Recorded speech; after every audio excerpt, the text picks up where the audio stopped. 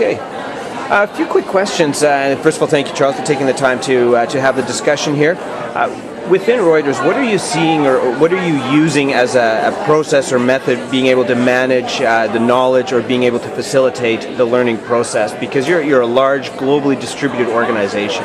How are you making it work from a learning perspective? Well, I think we've got a number of challenges which I think are certainly not unique to Reuters, and that's around managing knowledge, managing our talent pool, and managing the performance of our people. Right. And it's a sort of a continuum that we're looking at in terms of knowledge management, managing the learning processes, right, managing the performance of people, and then managing the talent. In other words, the flow of people through the organisation. Okay. I wouldn't say we've got it right by any means. I think we've got a lot of challenges, the same as many other organisations.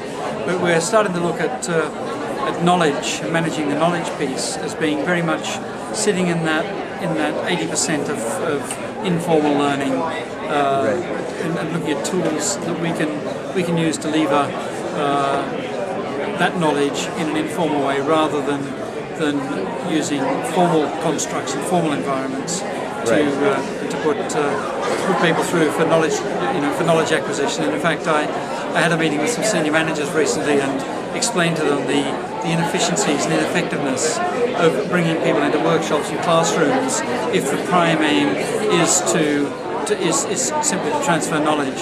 And at the end of the meeting, one turned to the other and said, "It's a no-brainer.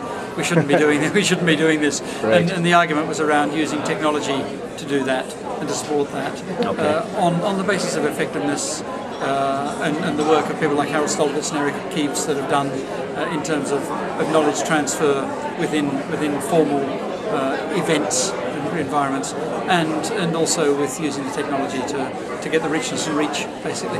Okay, yeah. Great. And what about within the larger corporate space? What are you seeing as trends for how individuals or how corporations are using learning and technology?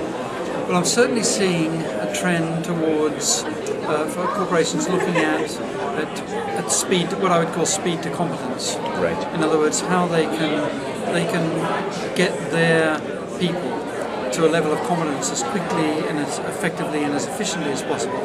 And so we're seeing all sorts of developments. I mean, there's a lot of work going on in the mobile space. There's a lot of work going on in the serious games area. Right. There's a lot of work going on in the performance support, embedded learning, embedded workplace learning, and linking learning into the workflow of people, and looking at the 70-20-10 rule of the fact that 70% of learning, organisational learning, occurs within the working environment, 20% through the networks that one has, right, and 10% through formal environments. And I'm certainly seeing a trend towards to try and break out this, what has been an almost absolute focus on running training programs into a much sort of fuller, richer environment and providing rich environments where people can develop. Okay, great. Well, thank you very much.